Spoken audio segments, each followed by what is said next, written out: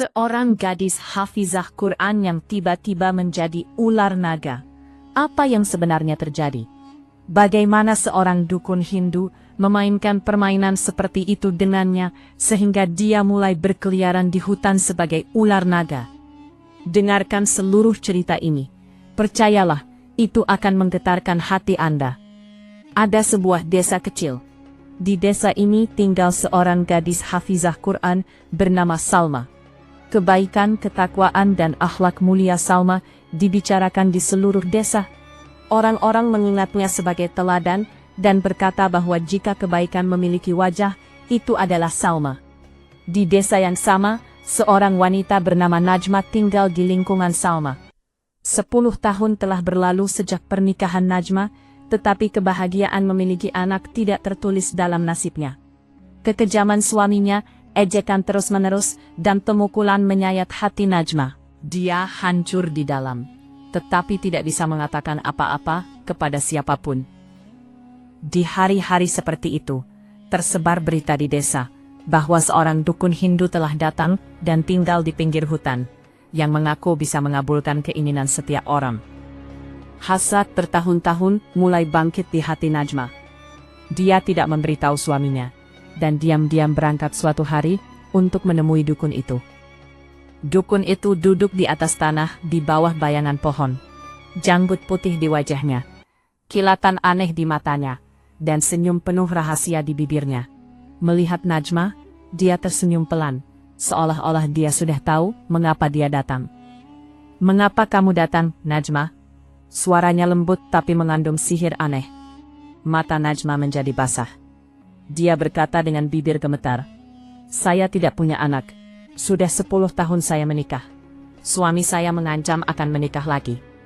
Hidup saya telah menjadi neraka. Saya dengar Anda bisa mengabulkan doa. Saya ingin menjadi ibu." Mengatakan ini, suara Najma tercekat. Air mata mengalir dari matanya. Dia membungkuk di tanah dan terisak. Melihat kondisinya, senyum dukun itu semakin dalam, seolah dia tahu sebuah rahasia. Kilatan aneh muncul di mata dukun itu. Dia berkata dengan suara rendah tapi berpengaruh, "Kamu bisa menjadi ibu dalam satu kondisi, Najma. Tetapi untuk itu, kamu harus melakukan satu pekerjaan." Najma bertanya dengan nada gemetar, "Pekerjaan apa, Pak Dukun?" Dukun itu tersenyum lalu berkata pelan, "Aku akan memberimu air yang sudah dibacakan mantra, tetapi kamu harus membuang air itu kepada seorang gadis, dan gadis itu tidak boleh gadis biasa. Dia harus baik, bertakwa, rajin salat 5 waktu, dan orang-orang desa menghormatinya. Setelah mengorbankannya, rahimmu akan menjadi subur." Mendengar ini, hati Najma terasa seperti dipukul palu. Langkahnya seolah terpaku di tanah. Wajah Salma segera berputar di depan matanya. Salma, yang sama yang selalu sibuk dalam ibadah, membaca Al-Quran, dan yang diingat penduduk desa sebagai orang saleh. Perang antara rasa takut dan keinginan pecah di hati Najma. Dia berkata pelan, "Pak Dukun, ada seorang gadis, dia tinggal di dekat rumah saya. Jika saya melakukan ini padanya, apakah saya benar-benar akan mendapatkan anak?" Dukun itu tertawa. Ada gema mengerikan dalam tawanya. Ya Najma, kamu sangat pintar. Lihat saja. Setelah itu pangkuanmu pasti akan penuh kebahagiaan. Kamu akan menjadi ibu dan suamimu akan mencintaimu lagi." Kilatan kebahagiaan muncul sesaat di mata Najma. Mimpi yang dia lihat selama bertahun-tahun mungkin hampir terpenuhi. Namun pada saat yang sama, ketakutan yang tidak diketahui juga bersemayam di hatinya. Jika seseorang melihatnya, jika rahasianya terungkap, jika Allah marah, dukun itu mendekat ke telinganya dan berbisik, "Datanglah ke sini besok pada waktu yang sama.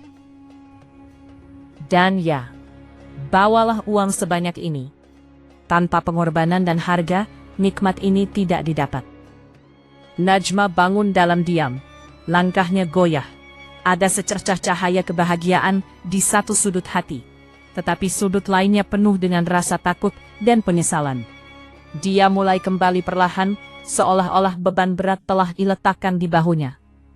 Najma sampai ke dukun secara sembunyi-sembunyi seperti biasa. Jari-jarinya gemetar, detak jantungnya cepat, dan ada kilatan harapan di matanya.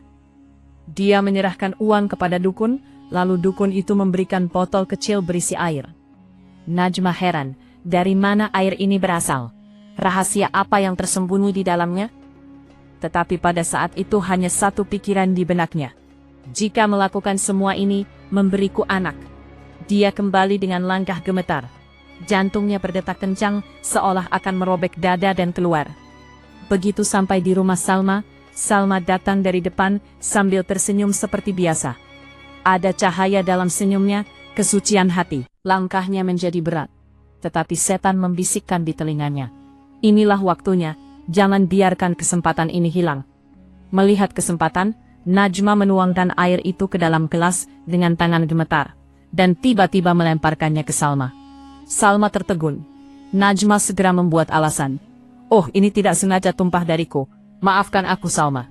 Salma tetap tersenyum dan berkata, tidak apa-apa kakak. Ini pasti kehendak Allah juga. Najma segera lari dari sana. Sepanjang jalan jantungnya terus berdetak.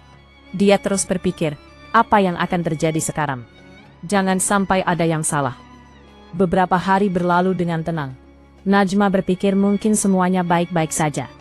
Tetapi kemudian, suatu hari, tiba-tiba teriakan mengerikan terdengar dari rumah Salma, sehingga terjadi kehebohan di seluruh desa. Orang-orang mulai berkumpul sambil berlari. Ketika semua orang melihat pemandangan di dalam, bulu kuduk mereka berdiri. Di depan mereka, gadis hafizah Quran itu, Salma, sekarang telah berubah menjadi ular naga yang sangat besar dan mengerikan. Tubuhnya menggeliat, api memancar dari matanya, dan dia keluar dari rumah sambil berteriak. Penduduk desa mulai lari ke sana kemari karena takut. Beberapa mengambil tongkat untuk menyelamatkan nyawa, dan mulai memukulnya. Air mata mengalir deras dari mata ayah Salma yang sudah tua. Dia jatuh ke tanah dan menangis sambil berkata, apa yang terjadi dengan putriku? Ya Allah, kasihanilah. Melihat pemandangan ini, bumi seolah hilang dari bawah kaki Najma. Jantungnya lupa berdetak. Dia pikir dia akan mendapatkan anak, kebahagiaan, tapi kiamat apa yang runtuh ini? Dia memegang kepalanya dan jatuh ke tanah, terus berpikir, ya Allah, apa yang telah aku lakukan? Dosa apa yang telah aku perbuat? Kegaduhan terjadi di desa. Berita tentang Salma berubah menjadi ular naga, menyebar seperti api di hutan. Anak-anak, orang tua, wanita, semua takut dan mulai menutup pintu rumah. Pemuda-pemuda mengambil tongkat, kayu, dan obor menyala, mencoba mengusir Salma. Teriakan Salma menyayat hati. Ada air mata di matanya, dan juga api. Dia tidak ingin menyakiti siapapun. Tetapi sebuah kekuatan telah bangkit di dalam dirinya yang tidak bisa dikendalikan. Orang-orang mulai melempari batu karena takut. Ayahnya yang tua berdiri di kerumunan, sambil menangis memohon. Orang-orang, ini putriku. Putriku yang baik. Dia telah menghafal Al-Quran. Dia tidak pernah menginginkan keburukan bagi siapapun. Jangan pukul dia. Tapi tidak ada yang mendengarkannya. Kebisingan, keributan, dan ketakutan telah membutakan semua orang. Di sisi lain, Najma berdiri gemetar di belakang kerumunan melihat semuanya. Matanya terbelalak. Ya Allah, apa yang terjadi? Dukun itu bilang aku akan punya anak, tapi ini. Jantungnya berdebar kencang. Dia melipat tangan tetapi tidak memberitahu siapapun bahwa ini semua adalah hasil dari perbuatannya. Sore itu juga, ketika kerumunan mengusir Salma ke arah hutan, Najma lari kembali ke dukun. Dukun itu sudah duduk di bawah pohon sambil tersenyum. Najma berkata dengan nada terengah-engah dan gemetar. Pak Dukun, apa yang terjadi? Anda bilang saya akan punya anak, tapi Salma jadi ular naga. Seluruh desa terguncang. Senyum mengerikan mengembang di bibir dukun. Dia melihat ke langit, tertawa terbahak-bahak dan berkata, Ya, Najma. Kamu pikir kamu bisa memberikan pengorbanan orang yang tidak bersalah sebagai ganti keinginanmu, dan semuanya akan baik-baik saja? Ini semua adalah hasil dari dosamu sendiri. Benih yang kamu tanam, sekarang durinya juga akan menusukmu. Darah Najma mengering. Langkahnya goyah. Satu pertanyaan bergema di benaknya. Apakah dukun ini benar-benar orang suci, atau makhluk setan yang telah menyesatkan dan menghancurkanku? Sekarang ini menjadi rutinitas harian di desa. Salma, yang dulu disebut hafizah Quran, sekarang muncul dalam bentuk ular naga yang mengerikan. Kadang berteriak di jalan-jalan desa, kadang pergi ke dekat masjid dan meratap, seolah ingin memberitahu orang-orang tentang kondisinya. Tetapi orang-orang lari karena takut.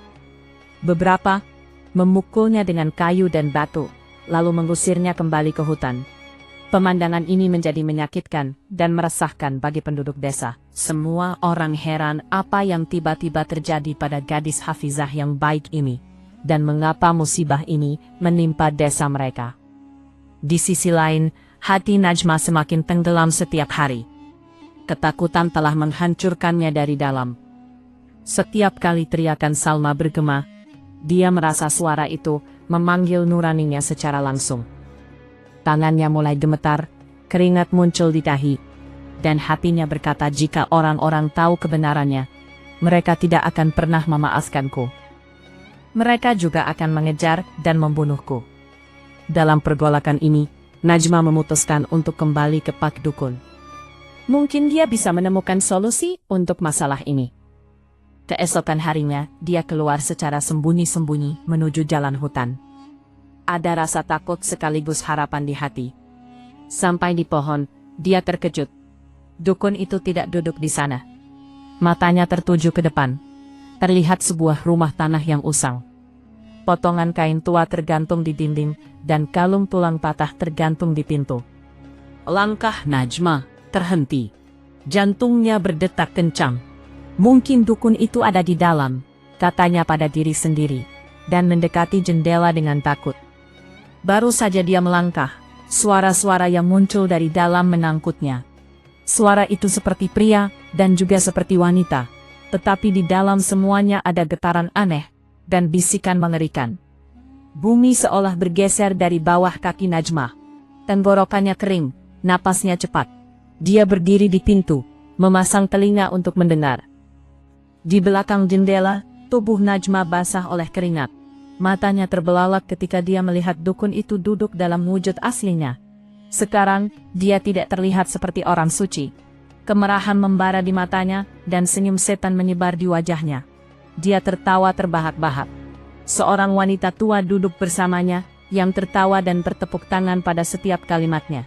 Dukun itu berkata dengan nada mengerikan, "Lihat saja, segera bayangan kita akan ada di desa ini. Semua orang yang syawat dan bertakwa di sini, kita akan memusnahkan mereka. Kemudian di desa ini bukan masjid, tapi kuil kita yang akan ada. Kekuasaan kita akan ada di sini." Wanita tua itu bertanya sambil mengerlingkan mata. "Hei, itu semua benar. Tapi bagaimana kamu melakukan semua ini? Bagaimana Hafizah Salma itu menjadi ular naga?" Dalam tawa dukun itu ada kesombongan beracun. Dia berkata, "Hutan ini, di sini tinggal seorang ratu ular naga tua. Aku dengar, jika seseorang membunuhnya, maka untuk balas dendam, dia akan mengubah siapapun yang dia anggap pembunuh menjadi ular naga." Dia berhenti, kilatan kekejaman di matanya, lalu berkata, "Aku meletakkan foto gadis Salma itu di sana, dan membunuh ratu ular naga itu." Ratu ular naga bodoh itu mengira Salma yang membunuhnya. Kemudian aku mencampur bisanya dengan sihirku, dan membuat air. Menjebak wanita bodoh dan serakah seperti Najma adalah permainan tangan kiriku. Aku memberikan air itu padanya, dan dia sendiri pergi melemparkannya ke tetangganya yang tidak bersalah. Ya, begitulah seorang gadis hafizah Quran berubah menjadi ular naga. Mendengar ini, keduanya tertawa terbahak-bahak. Bersama tawa mereka, bisikan sial yang bergema di ruangan dan cahaya lampu yang menyala, membuat suasana semakin menyeramkan. Di belakang jendela, jantung Najma seolah berhenti. Air mata mengalir dari matanya. Hanya satu kalimat yang bergema di telinganya. Hafizah Quran itu menjadi ular naga. Bumi telah hilang dari bawah kakinya. Dia mundur sambil terisak. Ya Allah, apa yang telah aku lakukan? Ini bukan dukun muslim, melainkan penyihir kafir. Dan aku telah menghancurkan hidup gadis yang seperti saudaraku sendiri. Dia jatuh ke tanah, menangis sambil melipat tangan. Ya Allah, dosa apa yang telah aku perbuat ini? Bagaimana tebusannya akan dibayar? Najma sampai ke desa sambil menangis, dan langsung lari ke arah masjid. Di sana imam sedang membentangkan sajadah setelah berwudu. Najma jatuh di kakinya sambil terengah-engah dan menceritakan semuanya. Kenyataan tentang dukun, sihir ratu ular naga, dan kebodohannya sendiri. Imam berdiri diam sesaat. Garis penderitaan dan kekhawatiran muncul di wajahnya. Lalu dia menarik napas dalam dan berkata, "Nak, ini semua adalah permainan setan. Dukun ini sebenarnya penyihir yang ingin menghancurkan desa kita, orang-orang yang sholat di sini, dan masjid kita. Tapi insya Allah kita tidak akan membiarkan itu terjadi." Najma berkata sambil terisak, "Pak Imam, apakah Salma bisa kembali seperti semula? Saya telah melakukan dosa besar. Apakah dia bisa sembuh?" Imam menyeka air matanya dan berkata, "Nak, tidak ada yang lebih besar dari rahmat Allah. Kita akan berusaha melalui Al-Quran dan doa untuk menemukan jalan memecahkan sihir ini. Sekarang pulanglah. Aku akan memikirkan solusinya. Insya Allah, obatnya pasti akan keluar." Najma kembali ke rumah dengan hati berat. Tetapi hatinya menderita siang dan malam. Dia mulai menganggap dirinya pendosa terbesar. Sekarang musibah baru menimpa desa. Tiba-tiba banyak orang yang rajin shalat jatuh sakit dan meninggal dunia. Jumlah orang yang shalat di masjid mulai berkurang. Dukun gadungan itu datang ke desa saat ada kesempatan, mencoba menyesatkan orang-orang. Dia berkata dengan sombong, "Semua ini ada dalam pengetahuanku. Siapa yang berlindung padaku akan selamat." Beberapa orang yang imannya lemah terpengaruh oleh kata-katanya.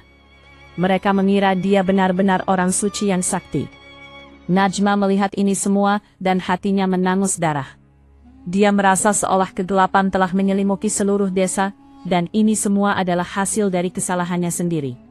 Ruhnya berteriak, "Ya Allah, musibah ini datang karena aku yang bersalah."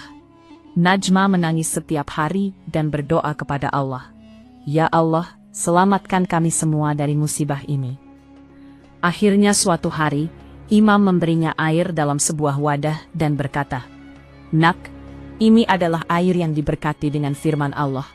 Kita harus menuangkan ini ke Salma bagaimanapun caranya. Insya Allah pengaruh sihir ini akan hancur. Tapi pekerjaan ini harus diulang setiap hari dengan kesabaran dan doa." Najma berkata dengan air mata harapan di matanya, "Baik, Pak Imam, saya pasti akan melakukannya." Dia membawa air itu dan pergi ke arah hutan. Di antara pepohonan, dia tiba-tiba melihat Salma yang menggeliat dalam wujud ular naga. Najma memberanikan diri, mendekat dan memercikkan air itu padanya, lalu segera kembali. Ini menjadi rutinitas hariannya. Dia membawa air setiap hari, memercikannya ke Salma, dan berdoa dengan sungguh-sungguh kepada Allah. Di sisi lain, imam mengajak seluruh desa menuju agama, dan menjelaskan kepada orang-orang, ini semua adalah fitnah. Jangan tertipu oleh dukun gadungan. Perlindungan sejati hanya dalam zikir kepada Allah dan Al-Quran. Beberapa orang yang lemah iman masih terpengaruh oleh kata-kata dukun penyihir itu. Tetapi perlahan-lahan, sebagian besar orang mengikuti Pak Imam. Lalu suatu hari penduduk desa gemetar. Ular naga itu datang lagi ke desa. Orang-orang mulai mengambil tongkat dan batu. Tetapi saat berikutnya, mata semua orang terbelalak. Karena ular naga itu tiba-tiba berubah menjadi wujud manusia.